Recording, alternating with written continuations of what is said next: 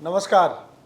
UPSC civil services examination और state civil services का हाल ही में रिजल्ट आया है और आपने देखा होगा कि देश की सबसे प्रतिष्ठित प्रतियोगी परीक्षा के लिए बच्चों में कितना क्रेज है। अक्सर हम सुनते हैं कि आईआईटी जेईई और नीट जैसी एग्ज़ाम्स के लिए बच्चे 6 से 8 से तैयारी करना शुरू कर देते हैं, लेकिन दूसरी तरफ यह भी देखा जाता है कि यूपीएससी जैसी प्रेस्टिजियस एग्जामिनेशन के लिए बच्चे अक्सर ग्रेजुएशन और पोस्ट ग्रेजुएशन के बाद तैयारी शुरू करते हैं। इसलिए जहां नीट और जेईई में विद 12 सिलेक्शंस का रेशियो बहुत बढ़ा जाता है, वहीं सिविल सर्विसेज में अटेम्प्ट्स का रेशियो बहुत बड़ा चला जाता है।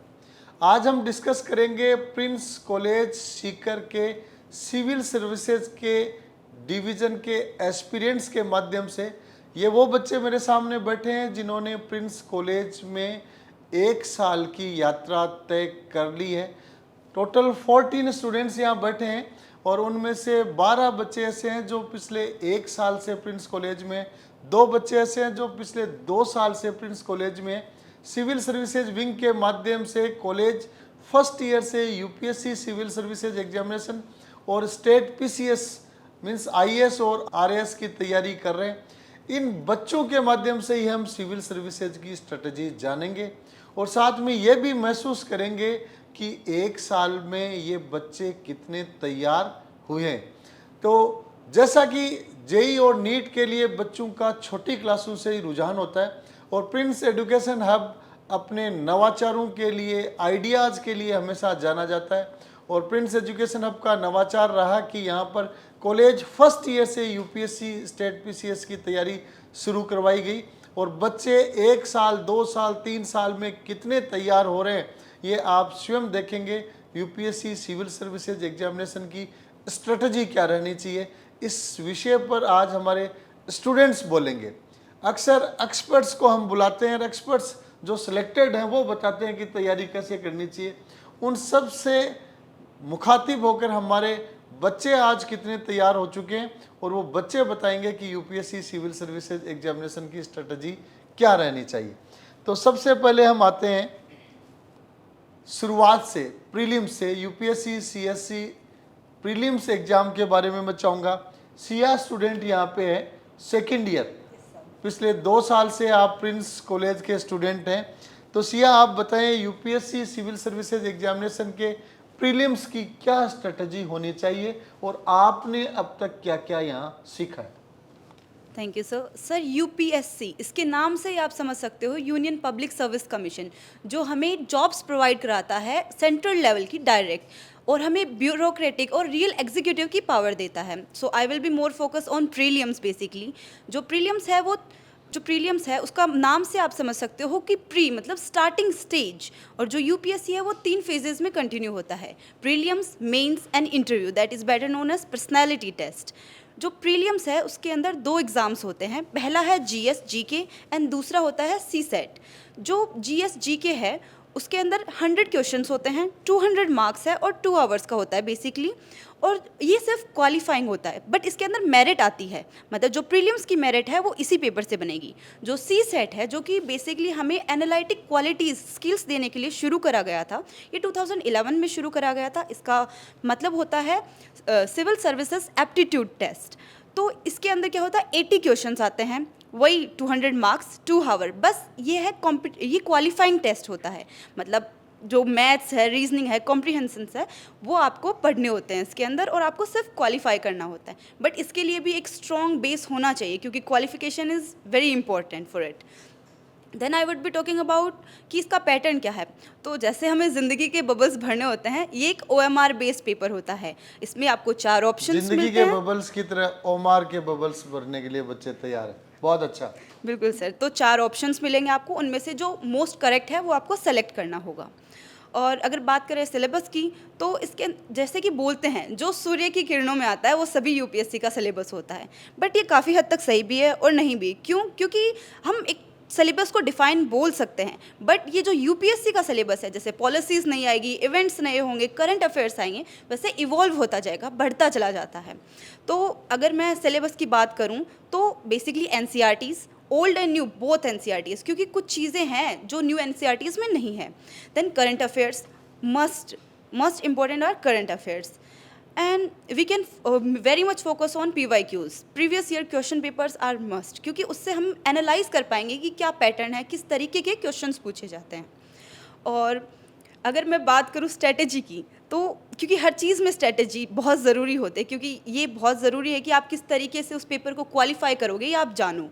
तो इसमें आप current affairs, previous year question papers and कुछ स्टैंडर्ड बुक्स, जैसे पॉलिटी के लिए एम लक्ष्मीकांत हो गया और आर्ट एंड कल्चर के लिए नितिन सिंघानिया हो गया, ये बुक्स आप पढ़ो. बट एक ये किताबों की भी पब्लिसिटी कर रहे हो आप साथ साथ में? नहीं सर, जी. बस बात यह है कि आपको कुछ स्टैंडर्ड बुक्स रखनी होगी ताकि आपका जो सिलेबस है वो लिमिटेड रह सके, क्योंकि एक वाइड सिलेबस होगा तो आपको उसे रिवाइज करने में, पढ़ने में बहुत हार्डनेस आएगी, मुश्किल लगेगी. बट वाइल अगर आपका शॉर्ट सिलेबस होगा तो आप उसे रिवाइज कर पाओगे जल्दी. तो शिया ने प्रीलिम्स के बारे में बहुत कुछ बताया है, और अक्सर कहा जाता है कि प्रीलिम्स मेंस से भी ज़्यादा टफ माना जाता है, क्योंकि बहुत सारे सेलेक्टेड एस्पिरेंट्स जो इंटरव्यू तक पहुंच जाते हैं और नेक्स्ट अटेम्प्ट ट्राई करते हैं, तो उनमें से काफ़ी सारे प्रीलिम्स में ही वापस रह जाते हैं. इसलिए बहुत ही स्टैंडर्ड का एग्जामिनेशन होता है और लिमिटेड बच्चों को उसमें चयनित करना होता है. इसलिए प्रीलिम्स को कभी भी हल्के में नहीं ले सकते, बिल्कुल है नहीं ना. सर. नाम प्रिय है लेकिन काम भारी है. हल्के में इसको लेना अपने आप में करियर की आगे वाली स्टेज से पहुंचने से रोक सकता है. सेकंड क्वेश्चन पे चलते हैं. पहले अपन तीनों स्टेप्स पे चलते हैं. तो मेंस की स्ट्रेटजी क्या रहनी चाहिए, मेंस में क्या डिटेल होती है, मैं मिनल से पूछना चाहूँगा. तो मिनल आप बताएं, UPSC civil services examination mains का क्या कवरेज रहता है, क्या स्ट्रेटजी रहती है? सर यूपीएससी मेंस एक बहुत ही इंपॉर्टेंट फेज़ होता है यूपीएससी जर्नी में, एंड मेंस ही डिसाइड करता है कि वेदर आपका सिलेक्शन होगा या नहीं और आपका क्या रैंक रहेगा जर्नी में. तो मेंस एक बहुत ही इंपॉर्टेंट फेज़ है. जैसे कि प्रीलिम्स सिया ने बताया कि एक ऑब्जेक्टिव स्टेज होता है, मेंस एक सब्जेक्टिव स्टेज होता है जिसमें 9 पेपर होते हैं, जहाँ पे 4 जीएस के पेपर 9 होते हैं. पेपर मतलब कोई पेपर नहीं है, 9 पेपर? Sir 9 papers. राइट जी. सो सर 9 पेपर्स होते हैं, जिनमें से 4 जीएस के पेपर्स होते हैं, जनरल स्टडीज़, एंड एक एससी का पेपर होता है, एंड 2 ऑप्शन होते हैं जो हर स्टूडेंट को अपने अलग से सिलेक्ट करने पड़ते हैं. तो सर यूपीएससी मेंस में एक, जैसे कि हम जानते हैं सब्जेक्टिव पेपर है, तो we have to focus on lot of things. Writing skills आपके अच्छे होने चाहिए.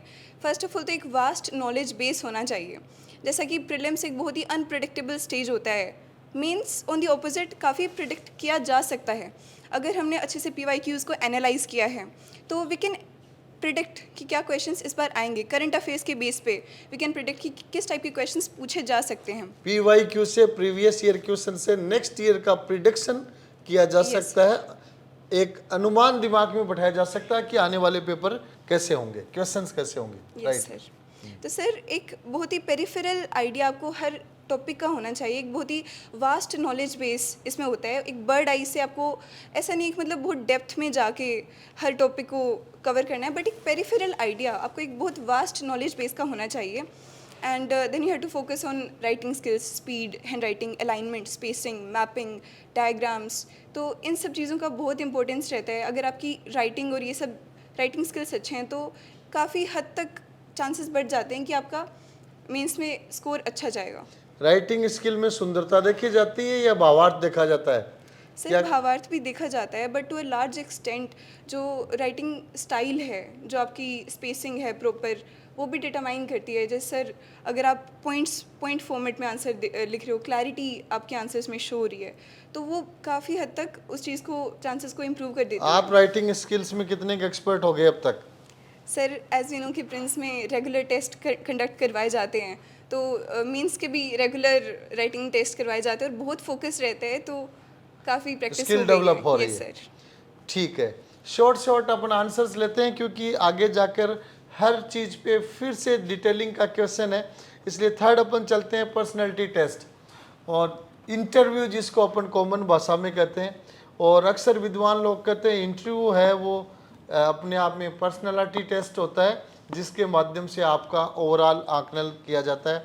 तो स्नेहा हमारे साथ है. स्नेहा आप बताएं, पर्सनैलिटी टेस्ट में क्या क्या रट के जाना होता है, क्या क्या तैयारी करके जानी होती है? सर पर्सनालिटी टेस्ट में कुछ रटना नहीं होता क्योंकि वहाँ पे आपकी पर्सनालिटी ही दिखेगी। तो एक एडवाइस मैं दूंगी कि पर्सनालिटी टेस्ट में ये सोच के जाओ कि enter like an officer, answer like an officer and leave like an officer. दोबारा बताएं। Enter like an officer, answer like an officer and leave like an officer. बहुत अच्छा। ऑफिसर की तरह प्रवेश करो, ऑफिसर की तरह ही उत्तर दो और ऑफिसर की तरह ही जाओ। छोड़कर रवाना हो। मतलब पूरा सिनेरियो ऑफिसर जैसा लगना चाहिए, राइट? क्योंकि सर अब पर्सनालिटी टेस्ट जो है वो प्रीलिम से 1 कदम आगे है और हमारे मेन से 2 कदम आगे है। तो यहाँ पे आपकी जो पर्सनालिटी है उसको देखा जाएगा। यहाँ पे आपसे कोई ये नहीं पूछ रहा आप कितने आंसर दे पाएंगे, क्योंकि वहाँ पे उनको एक थिंकिंग पर्सनालिटी चाहिए। अब वहाँ पर आप सोच के जाएं कि अगर आपसे कोई पूछता है कि आपका नाम के बारे में बताइए, आप कहाँ से बिलोंग करते हैं वहाँ से बताइए, या किसी ने आपके कॉलेज के बारे में पूछ लिया, आपके कॉलेज की हिस्ट्री पूछ ली, तो अब वहाँ पर आप ये नहीं कह सकते कि मुझे ये नहीं पता। पर्सनालिटी टेस्ट वो है, बट आपको नॉलेज भी तो होनी चाहिए। दूसरा, हम इतने मॉक इंटरव्यूज़ देते हैं, इतने प्रिपेयर हो जाते हैं इस प्रिपरेशन में, हम सोचते हैं कि हम चीज़ों को कंसाइज रखें, शॉर्ट रखें, बट वहाँ पे कई बार क्या होता है, इंटरव्यूअर चाहता है कि आप उससे बात करें, पर हम सोचते हैं कि नहीं नहीं ये तो ज़्यादा लंबा हो जाएगा और हम आंसर ही नहीं देते। नहीं, आपको आगे सिविल सर्वेंट बनना है, आपको लोगों की बातें सुननी है, आपको उनको एनालाइज करना है। तो जब वो आपसे बात करें तो ऐसा लगना चाहिए कि आप अप्रोचेबल है, क्योंकि कल को लोग आपसे आके अपनी दुविधाएं बताएंगे तो आप उनको जल्दी जल्दी शॉर्ट में ख़त्म नहीं कर सकते हैं। अब किसी का भी इशू कितना ही लंबा हो सकता है, चाहे वो छोटा हो या बड़ा हो। तो पर्सनालिटी टेस्ट की स्नेहा बात कर रही है, तो स्नेहा आपको कॉलेज में कितना समय हो गया आए हुए? सर 1 साल होने वाला है। 1 साल होने वाला है। तो आप इतनी चीज़ें कहाँ सीख गए 1 साल के? आप तो टीचर की तरह जवाब दे रहे हैं कि बच्चों को कैसे तैयारी करनी चाहिए। अभी तो आप फर्स्ट ईयर के स्टूडेंट हैं। जी, तो आपने पर्सनालिटी ग्रूमिंग में क्या क्या चीज़ें यहाँ पे माध्यम अपनाए जिससे आपको लग रहा है कि पर्सनालिटी ग्रूम हो रही है? सर पर्सनालिटी ग्रूम मेरी फर्स्ट ईयर से ही होने लग गई थी जब मैंने यहाँ पे ज्वाइन किया। तो हाँ, नॉलेज तो बिल्कुल बढ़ रही है, बट यहाँ पे जो प्रोग्राम्स कंडक्ट होते हैं, हमारे डिबेट या एक्सटेम्पोर प्रोग्राम्स होते हैं, उसकी मदद से हमें बोलने का तरीका पता लगता है। और टीचर्स हमें कंटिन्यूसली एडवाइस करते रहते हैं कि हमें अपनी वोकैब कैसे अच्छी रखनी है, हमें लोगों को कैसे अप्रोच करना है।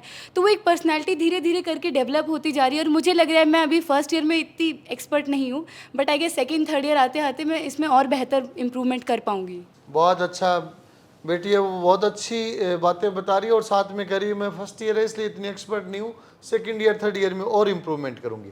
अब चलते हैं फोर्थ क्वेश्चन, वैभव की तरफ चलते हैं। तो वैभव, फोर्थ क्वेश्चन आ रहा है कि आपका सब्जेक्ट का चयन यूपीएससी सिविल सर्विसेज एग्जामिनेशन के लिए कैसे होना चाहिए? ऑप्शनल सब्जेक्ट कौन सा रखा जाना चाहिए? सर जैसा कि यूपीएससी में एक कहावत है कि you have to be the jack of all subject but master in optional. So master is a deciding optional is a deciding factor in the UPSC journey. UPSC में तो कहा जाता है you must be jack of all subject but master of optional. Optional. और NDA में कहा जाता है कि jack of all trades master of none. तो दोनों में एक फ़र्क यहाँ आप नोट कर रहे हैं कि यूपीएससी सिविल सर्विसेज एग्जामिनेशन में आपको मास्टरी ऑप्शनल सब्जेक्ट में हासिल करनी है और जैक ऑफ ऑल ट्रेड्स रहना ही रहना है। बहुत अच्छा जी सर, तो ऑप्शनल 35% कंट्रीब्यूट करता है मेंस के अंदर, specially 500 marks out of 750। And ये डिसाइडिंग फैक्टर बन सकता है आपकी यूपीएससी जर्नी के अंदर कि आपका सिलेक्शन होगा या नहीं। तो इसके डिसीजन करने के लिए 4-5 फैक्टर होते हैं। तो सबसे पहला है इंटरेस्ट। इसमें आपको कीन इंटरेस्ट होना चाहिए सब्जेक्ट। कई लोग कहते हैं एंथ्रोपोलॉजी ले लो, छोटी सी होती है और बहुत अच्छे स्कोर आ जाते हैं, सोशियोलॉजी ले लो, लेकिन बच्चे अभी इस साल के रिजल्ट में देख रहे हैं कि मैथमेटिक्स के भी बहुत हैं, इवन इंजीनियरिंग ब्रांच भी ऑप्शनल में बच्चों ने ले रखा है। ये सर, तो यही सक्सेस रेट सबसे ज़्यादा कहाँ है? बच्चे को कौन सा सब्जेक्ट लेना चाहिए? सर वैसे सक्सेस रेट के हिसाब से देखिए तो सोशियोलॉजी के अंदर 9% है, जो कि सबसे ज़्यादा है अभी तक का। जी जी। पर ऐसा सक्सेस रेट कुछ नहीं है सर। यूपीएससी सबको लेवल प्लेइंग फील्ड प्रोवाइड करता है और सभी बराबर है यूपीएससी के लिए। तो जिसमें इंटरेस्ट है वही लेना चाहिए, क्योंकि आपको इसको कवर इन डेप्थ और विड्थ दोनों में करना है। और दूसरा है गहराई और चौड़ाई दोनों में कवर करना होता है Yes, sir. सब्जेक्ट को।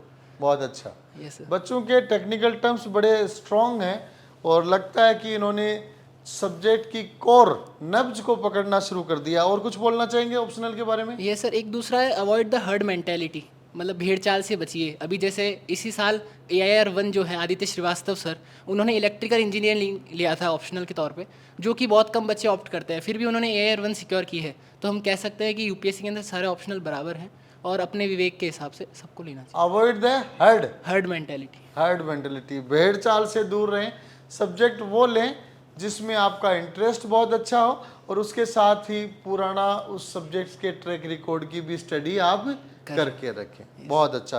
तो आपने 1 नंबर प्रायोरिटी इंटरेस्ट को दिया न कि सब्जेक्ट को।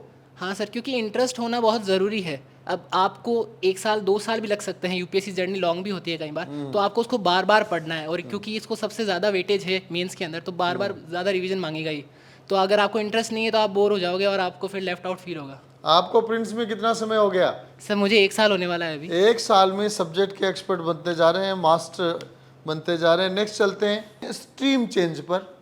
यूपीएससी में जाना है तो कई लोग कहते हैं ह्यूमैनिटीज ही सब्जेक्ट होना चाहिए, कई लोग कहते हैं कोई भी सब्जेक्ट हो, आगे जाके आप ह्यूमैनिटीज के सब्जेक्ट पढ़ सकते हैं। काफ़ी सारे बच्चे ऐसे होते हैं जो 12th तक मैथ्स में होते हैं, आगे जाके ह्यूमैनिटीज में आ जाते हैं, स्ट्रीम चेंज करते हैं। कई साइंस में ग्रेजुएशन करते हैं, उसके बाद स्ट्रीम चेंज करते हैं। तो मैं पूछना चाहूँगा अक्षत से जी सर। कि स्ट्रीम चेंज का क्या ऑप्शन रहता है और इसमें क्या क्या संभावनाएं रहती हैं? सर जैसे कि देखा गया है यूपीएससी में majority of times 50 to 60% selections engineering students के होते हैं। जी तो मैं भी एक जेई एस्पिरेंट रहा हूँ, लास्ट 2 साल मैंने जेई में दिए थे, जी। बट अनक्लियर नहीं हुआ, मतलब क्लियर नहीं हुआ, तो मैंने अपनी स्ट्रीम चेंज की है। मैं ह्यूमैनिटीज़ का स्टूडेंट हूँ अभी। जी तो जेई के टाइम पे मैंने ये सीखा है कि पीवाईक्यूज, एनसीईआरटीज और शॉर्ट नोट्स जो आप बनाते हो वो बहुत इजी हो जाता है इंजीनियरिंग स्टूडेंट्स या नीट एस्पिरेंट्स के लिए या एमबीबीएस होल्डर्स के लिए। तो वो यूपीएससी में अपना एक स्ट्रॉन्ग पॉइंट ऑफ व्यू लेके चलते हैं, अपना एक स्ट्रॉन्ग स्ट्रेटेजी लेके चलते हैं कि कैसे उनको यूपीएससी को टारगेट करना है। तो कई बार देखा भी गया है कि 1 साल में ही जैसे बीटेक करके जॉब करके और फिर 1 साल में उन्होंने यूपीएससी परस्यू कर लिया, उन्होंने अपनी जॉब यूपीएससी के थ्रू ले ली। तो ये एक हार्ड कोर सब्जेक्ट भी हो सकता है, क्योंकि आप ऑप्शनल के टाइम पे आप अपने जो मेन सब्जेक्ट्स हैं जो आपने बीटेक में या एमबीबीएस में होल्ड किए हैं वो आप परस्यू कर सकते हो एज अ ऑप्शनल। तो मैं एक चीज़ बताना चाहूँगा जो मैंने खुद ने एक्सपीरियंस किया है कि failure is the best teacher you can ever get. बहुत बढ़िया। तो जैसा अक्षत ने बताया कि जेई की तैयारी की लेकिन उधर सक्सेस नहीं मिली, तो अब स्विच और कर लिया, और स्विच का ऑप्शन हमेशा अवेलेबल रहता है बच्चों को। जब लगता है कि हाँ एक चीज़ मैंने सीख ली है, प्रयास कर लिया है और अब दूसरा चीज़ ट्राई करके देखें, तो ऐसे बच्चों की भी सक्सेस रेट काफ़ी ज़्यादा रहती है और चेंज के साथ उनमें उत्साह भी बढ़ जाता है। अब आते हैं सी सेट पे, वापस बैक पीछे की तरफ चलते हैं, प्रीलिम्स की तरफ। तो मनीषा, सी सेट एक ऐसा examination UPSC civil services prelims का है जिससे बहुत सारे लोग डरते हैं, भाई सी सेट में क्या होगा। तो सी सेट के बारे में आप बताएं, जबकि कहा जा रहा है कि ये सिर्फ क्वालिफाइंग ही है, मेरिट में इसके मार्क्स नहीं जुड़ते। तो सी सेट के बारे में आप बताएं। सर सबसे पहले मैं आपको बताना चाहूँगी कि सी सेट जो है वो सिविल सर्विसेज एप्टीट्यूड टेस्ट है जो 2011 में यूपीएससी ने मतलब लागू किया था जी। इसमें। उससे पहले कमजोर मैथमेटिक्स वाले भी निकल जाते थे, अब मैथमेटिक्स वालों का रोल बढ़ गया है। हाँ, तो फिर से ज़्यादा डीएम होने लग जाते थे ना इसलिए। जी जी। फिर इसमें हम देखें तो 80 क्वेश्चंस आते हैं जो 200 मार्क्स का पेपर होता है और 2 घंटे का पेपर होता है। मेनली इसमें सिलेबस होता है, कॉम्प्रीहेंशन आता है, लॉजिकल रीजनिंग आती है और मैथ्स आती है। जो साइंस के बच्चे होते हैं और मैथ्स के बच्चे होते हैं वो इसमें ज़्यादा कंफर्टेबल होते हैं क्योंकि मैथ्स आती है मेनली, तो मैथ्स के क्वेश्चन वो क्लियर कर लेते हैं। बट ह्यूमैनिटीज़ के जो स्टूडेंट्स होते हैं उनको ये डर रहता है कि हमसे क्लियर नहीं होगा, पर इतना ज़्यादा भी टफ नहीं आता पेपर, क्वालिफाइंग पेपर है, 66 मार्क्स इसके पासिंग मार्क्स होते हैं। कॉम्प्रीहेंशन में काफ़ी बच्चे फंस जाते हैं क्योंकि बहुत बड़ा पैराग्राफ होता है और जैसे मतलब 3 क्वेश्चन करते करते उनके दिमाग का दही हो जाता है, लास्ट क्वेश्चन पे आती है मतलब ऐसे भूल जाते हैं। दिमाग का दही हो जाए तो फिर उससे दही से छाछ बना के पी लो उसको। जी। तो सर लास्ट में आते आते ऐसा होता है कि मतलब फर्स्ट क्वेश्चन में क्या करना है, सेकंड क्वेश्चन में क्या करना है, तो वो वहाँ पे स्ट्रेटेजी फॉलो करनी पड़ती है। जी। फिर रीजनिंग का हम देखें तो मतलब क्वेश्चन दिया गया है उसके लिए करेक्ट लॉजिक लगाना होता है कि हम इसमें कौन सा लॉजिक लगाएं कि अपना करेक्ट आंसर आ जाए। बहुत बढ़िया। तो मनीषा ने सी सेट के बारे में बताया कि मैथमेटिक्स के ग्राउंड का रोल रहता है लेकिन ह्यूमैनिटीज़ के बच्चे भी इसको आराम से कवर कर सकते हैं क्योंकि एक क्वालिफाइंग एग्जामिनेशन है और अगर बच्चों ने सी सेट के लिए समय दिया है तो इट्स नॉट टफर वन। फिर आ जाते हैं आगे, वेदिका की तरफ चलते हैं। मॉक टेस्ट एंड PYQ, ये सभी स्टूडेंट्स आप सुन रहे हैं प्रिंस कॉलेज के प्रिंस सिविल सर्विसेज डिवीजन से, और इन बच्चों ने अभी तक लगभग एक साल भी शायद पूरा नहीं हुआ प्रिंस कॉलेज में। यूपीएससी के बारे में इन्होंने क्या सीखा है, एज ए एक्सपर्ट के तौर पे ये अपने आइडियाज़ आप तक पहुंचा रहे हैं। तो मनीषा, मॉक टेस्ट और पीवाईक्यू का यूपीएससी सिविल सर्विसेज में कितना योगदान रहता है? सर, जो मॉक टेस्ट और पीवाईक्यू होता है उसका ऑब्जेक्टिव राइटिंग के अलावा जो सब्जेक्टिव पेपर होता है उसमें ज़्यादा रोल होता है, क्योंकि जैसे आंसर राइटिंग होती है तो अगर हमारी स्लो स्पीड होती है तो हमें कई क्वेश्चन छोड़ने पड़ सकते हैं। और एक ये है कि वर्ड लिमिट दी जाती है हमें, तो अगर हम टू द पॉइंट बात नहीं करेंगे तो हमारी वर्ड लिमिट एक्सीड होगी। तो अगर हम पीवाईक्यू और मॉक टेस्ट रेगुलर करेंगे तो हमें पता रहेगा कि हम इन 2 फैक्टर्स पे कैसे काम करें। और दूसरा पॉइंट ये है कि हमें पेपर एनालिसिस करना आ जाएगा कि जैसे हमारे कोई क्वेश्चन गलत हुए तो हम उस टॉपिक पे काम करेंगे और वो टॉपिक भी हमारा स्ट्रॉन्ग होगा, तो जो मेन एग्ज़ाम होगी उसके अंदर हम उस टॉपिक में एटलीस्ट उसमें तो गलती नहीं करेंगे। और एक हमें मतलब जो कमिंग ईयर है जिसमें हम एग्ज़ाम देंगे उसमें पीवाईक्यू से हमें एक आइडिया, रफ आइडिया मिल जाएगा कि किस टाइप से क्वेश्चन आएंगे और हमें किस टाइप से आंसर लिखना है उसमें। जिस गाँव जाना है तो पहले उसका रास्ता जरूर जानो, Yes, पहले sir. समझो कि रास्ता कैसा है और फिर उधर जाने का प्रयास करें। तो पीवाईक्यूज को जब आप देखते हैं तो आपके दिमाग में आइडिया आता है कि यूपीएससी किस तरह के क्वेश्चंस पूछ रहा है आज के समय में।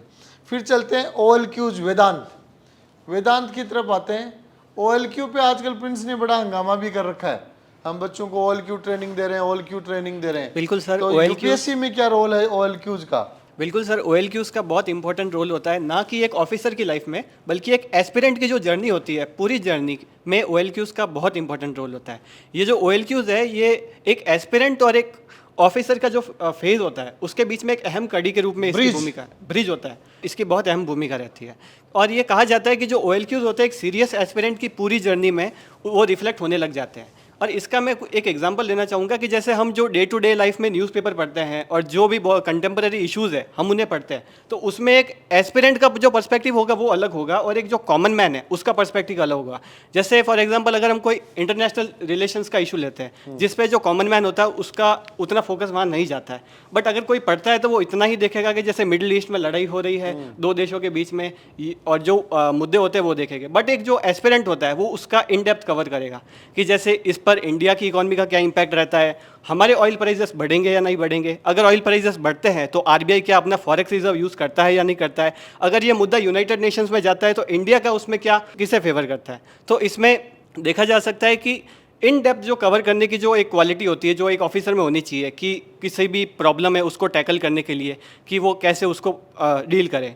तो हर एक प्रॉब्लम, हर एक जो इन्फॉर्मेशन होती है या हर एक क्वेश्चन होता है वो अपने आप में एक प्रॉब्लम सॉल्विंग असेसमेंट के रूप में है। और अगर कोई हमारे लोकल मुद्दे देख लेते हैं, हमारे खुद के देश के देखते हैं, तो जैसे इलेक्टोरल बॉन्ड्स की स्कीम चल रही है तो वहाँ पर अगर कोई कॉमन मैन का पर्सपेक्टिव होगा तो वो पार्टी बेस्ड पॉलिटिक्स पे अपना फेवर देगा, ये लूट लेगा अब गलत हो। हाँ, बट जो एक एस्पिरेंट होगा वो अपना पर्सपेक्टिव कैसे देगा, क्या ये कॉन्स्टिट्यूशनल वैलिड है या नहीं है, इसके अंदर एथिकल कंसर्न्स क्या है, अगर इसको रखा जाता है तो आगे जाके क्या प्रॉब्लम्स हो सकती है। इन डेप्थ कवर करने की जो एक टेंडेंसी होती है वो एक एस्पिरेंट अपने जो प्रिपरेशन फेज़ है उसमें ही डेवलप करने लग जाता है। तो ऐसा कहा जाता है कि जो एक ऑफिसर की जर्नी होती है वो लबासना में नहीं बल्कि प्रिपरेशन स्टेज से ही शुरू हो जाती है। वेरी गुड, वेरी गुड, बहुत अच्छा आपने बताया वेदांत ने कि OLQ जो है उसको ऑफिसर लाइक सोचेंगे तो आपकी पढ़ाई के जर्नी है उसमें ही आपका पढ़ने का नज़रिया और सोचने का नज़रिया बदल जाता है।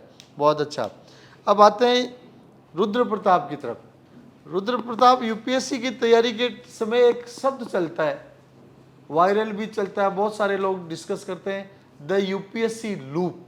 तो यूपीएससी लूप के बारे में आपका क्या विचार है? जैन सर, जैसा कि आपने बोला द यूपीएससी लूप या फिर जिसे हम कहें चक्रव्यूह की तरह है एक यूपीएससी, इसमें एक बार आप आए तो आपको मन आपका नहीं भरेगा जब तो आपको जो पोस्ट चाहिए वो मिलेगी। तो इसमें हम देखते हैं कि काफ़ी ब्रिलियंट स्टूडेंट्स होते हैं जिनको प्रीलिम्स निकालने में भी 2 या 3 अटेम्प्ट लग जाते हैं या फिर और अटेम्प्ट उनके चले जाते हैं मेंस को क्लियर करने में। तो इसमें ऑफकोर्स उनको ये नॉलेज बहुत होता है उनमें, पर इस एग्ज़ाम में ऐसा है कि 80% आपका नॉलेज है पर 20% आपको एक मेंटोर की भी ज़रूरत होती है। अगर आपके पास एक मेंटोर है तो आपको इसमें हेल्प मिलती है कि आपको कौन से सब्जेक्ट्स को ज़्यादा टारगेट करना है। इवन आपको ऑप्शनल क्या चूज़ करना है उसमें भी वो हेल्प करेंगे कि कौन सा ईजी पड़ेगा या आपका जिसमें इंटरेस्ट है उसके अगर आपको मेंटोर मिलेंगे तो वो और ज़्यादा बेनिफिशियल रहेगा।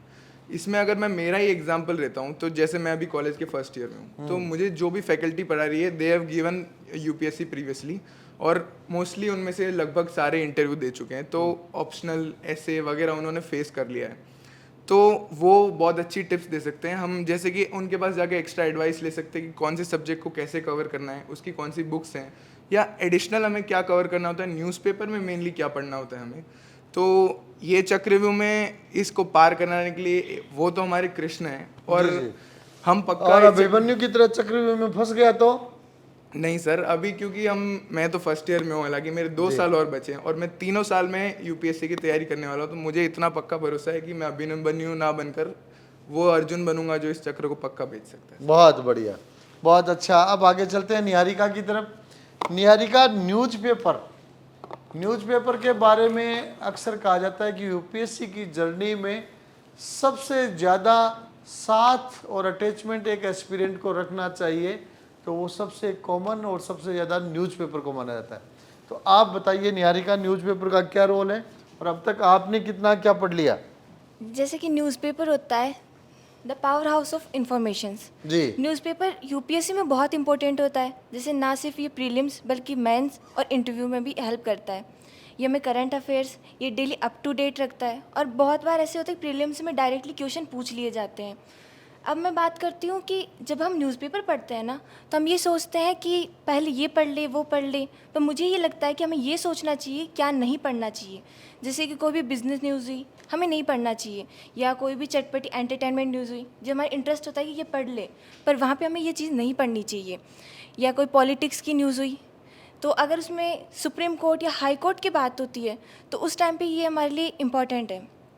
अब आते हैं कि क्या पढ़ना चाहिए। जैसे कोई भी पॉलिसी हुई, स्कीम आ गई या कोई आर्टिकल की बात हो गई, साथ ही साथ इसमें कोई भी मतलब इन्वायरमेंट को लेकर हो गई, या क्लाइमेट चेंज पे हमारे अर्थ पे क्या इफ़ेक्ट्स पड़ रहे हैं, और हमारी इकोनॉमी कैसी है, जीडीपी में कितने ग्रोथ हुआ है, कितनी इंक्रीज़ हुई है, ये सब अगर आ रहे हैं तो न्यूज़पेपर में वही चीज़ें पढ़नी चाहिए। अब मैं जैसे एक बिगिनर हूँ तो मुझे लगता है कि न्यूज़पेपर डेली क्यों पढूँ, मैं एक साथ कोई मैगज़ीन पढ़ लूँगी या कुछ भी पढ़ लूँगी तो उससे काम चल जाएगा। सर अगर मैं एक दिन में 100 बादाम खाती हूँ तो मेरी बॉडी को बेनिफिट्स नहीं होंगे। अगर मैं एक दिन में 5 बादाम खाती हूँ तो मेरी बॉडी को बेनिफिट्स भी होंगे, साथ ही साथ मेरी बॉडी उसको एक्सेप्ट भी करेगी। तो बहुत मुझे गजब की बात, बहुत अच्छे। तो मुझे मतलब वहाँ बादाम लगता है- 100 हैं तो 20 दिनों में बांटते नहीं चाहिए 5-5 एक साथ खाने के Yes, बजाय, sir. या अपने स्टोर में रखो, डेली 5-5 खाओ। यस सर, कि हमें Good. डेली पढ़ना चाहिए, जिससे कि हमारे क्या न्यूज़पेपर ये नहीं होता कि हमें लर्निंग करनी पड़ती है, हमें सिर्फ एक बार समझना पड़ता है, क्योंकि आगे आगे ये कनेक्ट होता जाता है। हम आगे पढ़ते हैं, कुछ नई न्यूज़ आती है तो उसे कनेक्ट करने पड़ते हैं, तो हमें नहीं लगता कि आगे हमें इसे लर्निंग करनी चाहिए। बहुत बढ़िया। आप चलते हैं भूमिका की तरफ। तो भूमिका बताएं कि यूपीएससी सीएससी के टॉपर्स की मार्कशीट देखी है अब तक आपने? Yes sir. तो उससे क्या क्या सीख सकते हैं और आपने क्या क्या सीखा? एनालिसिस अर्थात विश्लेषण, जिसका शाब्दिक अर्थ होता है विचारों को लेना और उन्हें संक्षिप्त तौर पर दोबारा प्रस्तुत करना। अब हम विश्लेषण कर कैसे सकते हैं? विश्लेषण हम 3 तरीके से कर सकते हैं। पहला, चूज अ टॉपिक, उन तत्वों और क्षेत्रों को चुनकर शुरुआत करें जिनका आपको विश्लेषण करना है। दूसरा, टेक नोट्स, उन तत्वों में क्यों और कैसे प्रश्न पूछकर नोट्स बनाना। तीसरा, ड्रॉ अ कंक्लूजन, और प्रश्नों और उत्तरों के आधार पर उनका समग्र निष्कर्ष निकालना। अब अगर हम यूपीएससी टॉपर्स की मार्कशीट की बात करें तो जो टॉप 10 रैंकर्स हैं उनमें ये कॉमन देखा जाता है कि वो मार्क्स कहाँ ऑब्टेन करते हैं। Second, common strategy, that is कि वो 3 सब्जेक्ट पर फोकस करते हैं, that is optional, essay and ethics. और अब मैं एट द लास्ट कि our greatest glory is not in never falling but rising every time we fall. जीवन में असफलता का सामना किए बिना आप कभी भी सफलता नहीं हासिल कर पाओगे। एक प्रसिद्ध आईएएस अधिकारी को भी असफलता का सामना करना पड़ता है, उसने भी दूसरे और तीसरे प्रयास में जाकर सीएससी जैसी परीक्षाओं को उत्तीर्ण किया है। अंततः कि आप जब भी गिरो तो एक अद्वितीय साहस के साथ उठो, तो अपनी पिछले प्रयासों और उन गलतियों में खोजें और उनमें प्रतिबद्ध करें और कार्य योजना बनाएं, फिर जीत आपकी ही होगी। Thank you. बहुत बढ़िया, बहुत बढ़िया। अब आगे चलते हैं पारुल की तरफ। करंट अफेयर्स, तो जैसा अभी न्यूज़पेपर के बारे में निहारिका ने बताया, तो पारुल बताएं करंट अफेयर्स की क्या भूमिका रह सकती है और आपने कितना करंट अफेयर्स अब तक पढ़ा है? Thank you sir. जी। तो जैसे कि यूपीएससी एक डायनामिक सब्जेक्ट जी। है, इसमें स्टैटिक पोर्शन भी होता है, लेकिन जो करंट अफेयर्स होते हैं वो बहुत इंपॉर्टेंट होते हैं। जैसे सबसे पहला पेपर होता है प्रीलिम्स का, तो उसमें कुछ ऐसे क्वेश्चंस होते हैं जो डायरेक्टली करंट अफेयर्स से आते हैं। जैसे कि एग्जांपल ले सकते हैं कि अभी द ग्रेट इंडियन बस्टर्ड एक बर्ड है, वो बहुत मतलब न्यूज़ में रहा था, जी। तो उसके बारे में जब हमने न्यूज़ पढ़ी तो हमें सिर्फ वो एक कीवर्ड पकड़ लेना है, फिर उसके बारे में सर्च करना है। उसके बारे में आप सर्च करेंगे तो आपको पता चलेगा वो किस टाइप का एनिमल है। जैसे कि वो था क्रिटिकली इंडेंजर्ड एनिमल, तो आपके पास में प्रीलिम्स में क्वेश्चन आ सकता है कि ये किस टाइप का एनिमल था, एक्सटिंक्ट, इंडेंजर्ड, तो आप मतलब कि डायरेक्ट उसमें क्वेश्चन देख सकते हैं। और कुछ ऐसे सब्जेक्ट्स होते हैं जो पूरी तरीके से डायनामिक होते हैं, जैसे इकोनॉमिक्स हो गया, उसमें आप मतलब आपको स्टैटिक पोर्शन बहुत बेस आपका क्लियर करने के लिए पढ़ना पड़ता है। जैसे बजट हो गया, पॉलिसीज़ आ रही हैं, वो सब आप करंट से कर सकते हैं। अब कुछ स्टूडेंट्स का मानना है कि हिस्ट्री हो गया, क्या ये डायनामिक हो सकता है, ये तो पूरा स्टैटिक है। लेकिन जैसे कि मैं पर्सनली द हिंदू अखबार पढ़ती हूँ, तो उसके अंदर बहुत बार एडिटोरियल्स आते रहते हैं कि अभी ये नई साइट खोजी गई है या ऐसा कुछ। तो एल्बर्ट आइंस्टाइन की मैं कुछ लाइंस कोट करना चाहूँगी कि I have no special talent, I am just passionately curious. तो आपको यूपीएससी में परफेक्ट होने की कोई ज़रूरत नहीं है, आपको एकदम टॉपर होने की ज़रूरत नहीं है, आपको बस क्यूरियस होना पड़ेगा। जैसे कि आप न्यूज़पेपर पढ़ रहे हैं, उसके अंदर आई कोई डिजीज़ चल रही है, तो आपको अब क्यूरियस होना है कि अब डिजीज़ के बारे में और पता लगाएं। जी। जैसे कि ये फैलती कैसे है, ये किस टाइप की डिजीज़ है, या फिर इसके सिम्टम्स क्या क्या हैं, क्या इसका कोई ट्रीटमेंट है, या फिर इसकी वैक्सीन अवेलेबल है, ये सब जानना है। और न्यूज़पेपर, जैसे कहा जाता है कि newspaper should be red for the study of facts, it should not kill the habit of independent thinking. तो अभी कुछ अखबार होते हैं वो किसी एक चीज़ को फेवर करते, कई बार एक्सट्रीमिस्ट टाइप की न्यूज़ आती हैं, क्या तो लेफ्ट विंग होती हैं या राइट विंग। तो उससे मतलब कि अब जो यूपीएससी एस्पिरेंट होता है उसको एक थिंकिंग माइंड होना चाहिए। तो जब आपने न्यूज़पेपर पढ़ लिया तो उसको बस देख के जो फैक्ट्स आपने देख लिए उसके हिसाब से माइंडसेट नहीं बनाना चाहिए। आपने एक न्यूज़पेपर पढ़ा, उसमें आपने उसके रिलेटेड पॉजिटिव पढ़ लिया, दूसरा पढ़ा उसमें नेगेटिव पढ़ लिया, फिर उन दोनों को मिक्स करके जब आप मेंस लिखने जाते हैं तो उन दोनों को मिक्स करके क्या इसका पॉजिटिव है क्या नेगेटिव है उस हिसाब से लिखना चाहिए, और अपना दिमाग लगा के अब क्या सही रास्ता हो सकता है ये करना चाहिए। बहुत बढ़िया। आपने पारुल को करंट अफेयर्स के बारे में सुना, जिसमें आपने कहा कि स्टैटिक नॉलेज के साथ साथ डायनेमिक नॉलेज है वो अच्छी तरह कवर होना जरूरी है, क्योंकि डायनेमिक कंटेंट है वो यूपीएससी में स्टैटिक की तुलना में ज़्यादा पूछा जाता है। अब चलते हैं लास्ट खुशबू की तरफ। खुशबू, आप बताएं यूपीएससी की तैयारी के टाइम पे केवल पढ़ाई करनी चाहिए, रटना ही रटना चाहिए, या स्पोर्ट्स, मेडिटेशन, योगा का भी कोई रोल उसमें हो सकता है?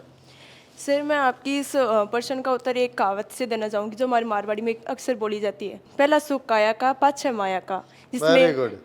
जिसमें काया का अर्थ होता है स्वास्थ्य।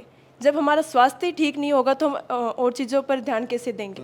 मायन घटे काम में लेसे उपज जी, यही तो सर, तो हमारा स्वास्थ्य ठीक होना बहुत ज़रूरी होता है, और इसके लिए मेरा मानना है कि स्पोर्ट्स, मेडिटेशन, योगा जैसी चीज़ें हमें बहुत ज़्यादा हेल्प करती है। क्योंकि मेडिटेशन के अंदर हम सर जब हमारे सेंट्रल पॉइंट, मस्तिष्क के सेंट्रल पॉइंट पर कॉन्सेंट्रेट करते हैं तो इससे फर्स्ट तो हमारी कॉन्सेंट्रेट पावर बढ़ती है, सेकेंड हमारा स्वास्थ्य, योगा करते हैं तो हमारा स्वास्थ्य भी ठीक रहता है। क्योंकि सर यूपीएससी जैसी कंपटीशन एग्ज़ाम करते हैं तो इसमें एक लॉन्ग सिटिंग रहती है जिससे हमारी कई मांसपेशियाँ हैं जो इफ़ेक्ट होती है, ब्लड प्रेशर है वो भी इफ़ेक्ट करता है। तो इसमें जब स्पोर्ट्स और योगा करते हैं तो इससे हमारे ब्लड प्रेशर जैसी और मांसपेशियाँ जैसी और हमारे जो फिजिकल होता है तो हम इसके अंदर मेंटली और फिजिकली दोनों तरह से स्ट्रॉन्ग होते हैं।